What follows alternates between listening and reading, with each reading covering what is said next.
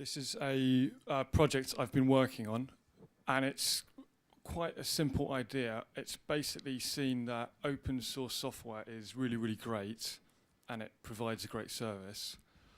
But this project is aiming to work using open source software with the whole mentality of it, to work in a profit-making company where 100% net profit is donated to charity, and that does two principal things. One thing, it creates arguably a slightly new form of capitalism where you have the competitive company, but then all of that good and hard work goes into basically goodwill projects. And the second thing is when that money is given to charity, it can be given in a way where the most efficient charities get the money, and that's debatable about how that's done.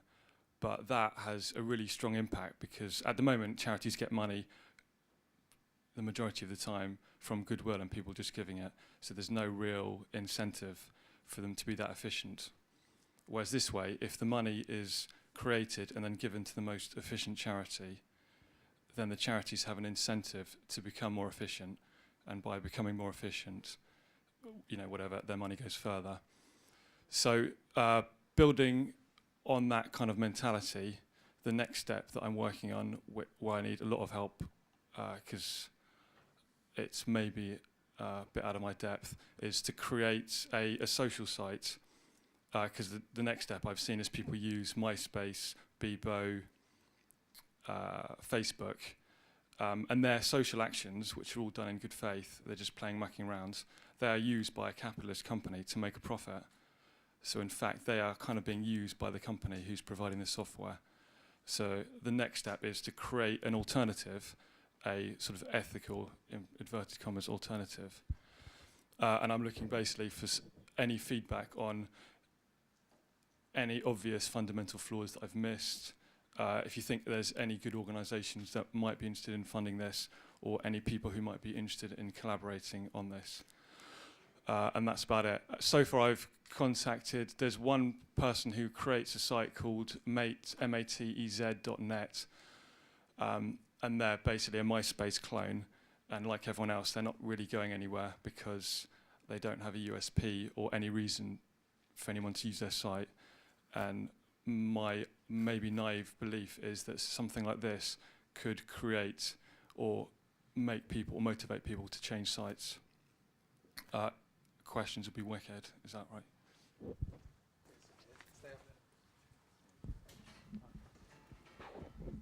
So you're looking to kind of create another social networking site to kind of generate revenue for charities? Is that what I... Yeah, that's it. But not the problem I think with charities is they have quite a short-sighted approach.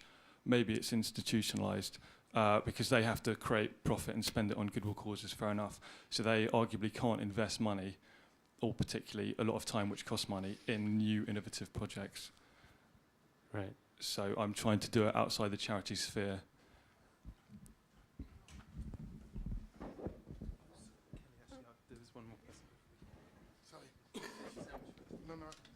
The only thing is basically is the opposite.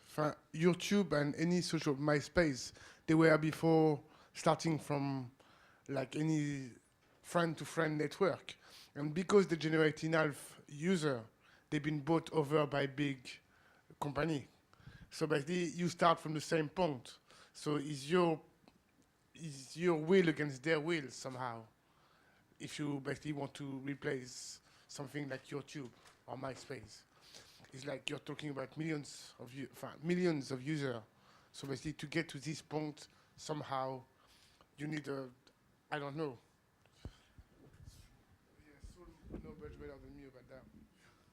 How to get 1 million users? Oh yeah, I mean it's kind of unbelievably ambitious, probably very arrogant, but you know, you've got to ask this question, even if it's crazy. And so far, I've seen there's two key points. One is the usability. People can't take crap usability because you've seen in the past there's charity, whatever, trading, music retail sites that have had bad usability, and arguably that's one of the reasons they fail. So as long as you can, in my opinion, compete, if you can provide exactly identical service or arguably a better service, people have a fair chance at changing because they can say you've got the same service, but it's doing something good. I guess it's in which level do you I don't know. I talk about his imaginations, but it would be like a matter of level where you start, and we are already in the bottom. So basically, you're already receiving YouTube. So basically, you start as a user. The people who made it, they made it 10 years ago, and the impulse start much. I don't know, but the word of mouth, even if it was just word of mouth, it just starts much higher, much within the hierarchy, the technologic hierarchy, I will call it, or within the, I don't know, the first user of the internet are the Americans for the moment. I think 98%, no, maybe not, let's say 50 or 70% of Americans who log on every day. You're not there. The switch to digital things, where basically the English market should be getting into enough user to make it happen. In England, it's like 60%. It's not even that. Sorry? Something like that? Yeah. 60%. Anyway, so I don't know. All right, sorry, yeah. Can you take a question? Yeah. Okay. Yeah, I guess the quick question is how do you measure efficiency? And if you start measuring charities based on their economic efficiency, don't they become corporations? And in context of kind of, and I think that's a major issue, actually, measuring efficiency based on kind of economical goals and all of those corporate slang words.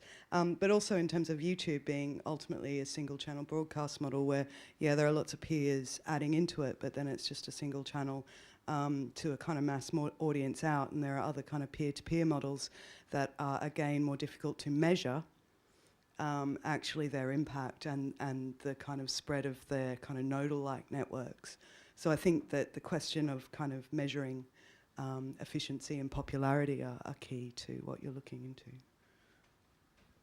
Yeah, I agree. That's, yeah. The first big one was Hotmail. Hotmail was invented by... Okay. Go straight in there. Well, you got this thing, recognising trade poverty in our community. Can you define our community here? Yeah, well, they're all, it has to be inverted commas because it's debatable about things. Our community being, global community being everyone in this planet as a human race as a whole, basing on the fact that arguably we're all related to each other. So we should look after everyone in our community rather than favouring, certain people over the others. And have you actually started working out some criteria for measuring the so-called efficiency of these charitable organisations? Yeah, I mean, that, like you say, there's problems with measuring it. You can measure efficiency on how many people you help versus how much it costs. And you can segregate that into areas because obviously some people are harder to help than others. But within, say, a sector, which will be whatever the sector is, I mean, you've got loads of different charities working in different sectors at the moment. And you arguably have multiple charities doing the same or very similar jobs in one sector, say, whatever, homeless versus cancer. And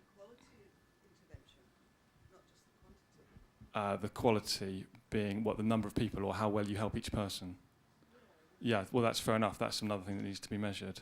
But if it's, say, the obvious problem is if the money's not being spent that efficiently, then not, say, 50% of the people that could be being helped are being helped. If you can raise that to 100% on the fundamental things, then that would be great.